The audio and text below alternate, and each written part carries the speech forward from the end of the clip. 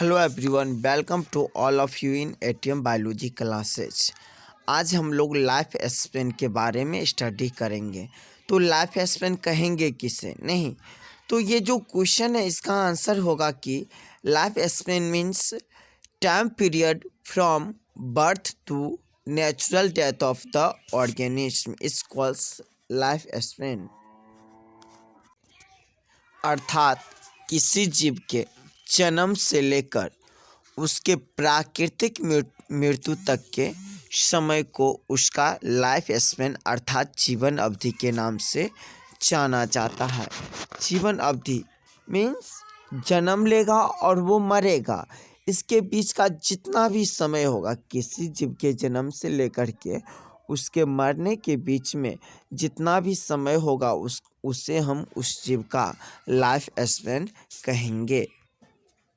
और अलग अलग जीवों के लाइफ स्पेन अलग अलग होता है। एज लाइक पैरोट, इसका लाइफ स्पेन 140 ईयर्स का होता है, अर्थात एक तोता 140 वर्ष तक जीवित रह सकते हैं।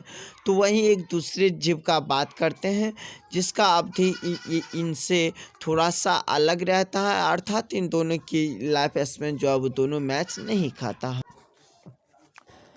राइस प्लांट्स के लाइफ स्पेन 3 to 4 मंथ्स होता है, अर्थात धान के पौधा का जीवन अवधि 3 से 4 महीने के बीच का ही होता है।